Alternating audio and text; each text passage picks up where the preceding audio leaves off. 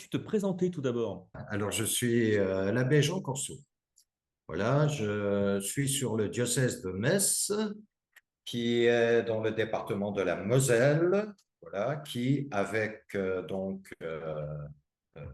les départements du Haut-Rhin et du Bas-Rhin en Alsace, sont sous régime concordataire. Et je crois savoir que c'est la question-là qui vous intéresse. Qu'effectivement, un paroissien posait la question, qu'est-ce que le régime concordataire? Et je me suis dit que le mieux serait de demander à quelqu'un qui le vit.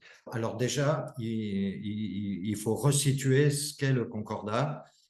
Le concordat de 1801, en fait, c'est un rapport, un traité, voilà, qui va régler les rapports de l'État français, pour faire court, et de l'Église catholique. Alors pourquoi ce traité? Parce qu'il faut se rappeler que pendant la période révolutionnaire, on va vivre de grandes oppositions religieuses. Voilà. Et donc Napoléon Bonaparte, qui est à cette époque premier consul de la République, voulait donc mettre fin à ces divisions religieuses de la France, donc qui voilà, votaient d'un vote de la constitution du clergé entre 1790 et 1799. Voilà. Et de côté, le pape de l'époque, donc, qui est Pie VII, lui réintroduire l'influence de la papauté dans le catholicisme français. Donc, avec le concordat, le catholicisme donc, est reconnu comme la religion de la majorité des Français. Voilà. Donc, le concordat fait que les évêques et les curés sont payés par l'État.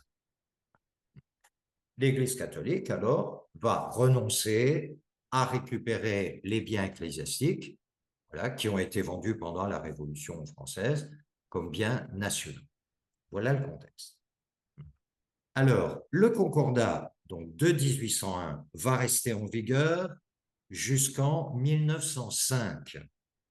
En 1905, c'est la date à laquelle il n'est plus reconnu par la France après le vote de la loi de séparation des églises et de l'État.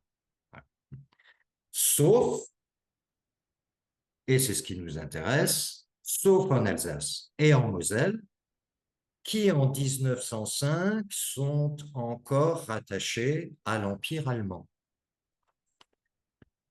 Donc, nous sommes plus sous le droit local, vu de ce côté-là, que sur le concordat. Et cela n'a pas changé jusqu'à aujourd'hui. Donc, en Alsace-Moselle, 4 cultes sont reconnus, donc le culte catholique, le culte protestant luthérien, le culte protestant réformé et le culte Israël. Voilà.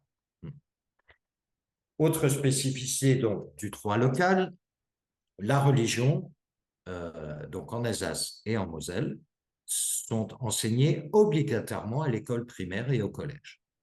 Autre point qui peut intéresser aussi pour comprendre cette histoire de droit local venant du Concordat, les ministres, alors ce qu'on appelle les ministres dans l'Église, ce sont les diacres, les prêtres, les évêques, mais aussi dans les 3 autres religions confessionnelles, les pasteurs réformés et luthériens, ainsi que les rabbins. Ces 4 cultes-là sont reconnus et sont rémunérés par l'État. Voilà. Il existe un ministère propre là, qui a son siège à Strasbourg, dépendant du ministère de l'Intérieur. Voilà.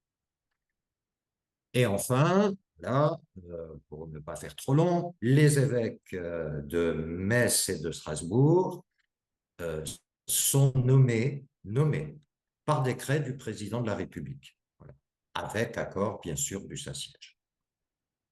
Quant aux rabbins et le président, les membres des consistoires protestants et israélites, eux, sont nommés par le Premier ministre. Voilà. Enfin, les ministres des 3 cultes sont nommés par le ministre de l'Intérieur. Voilà.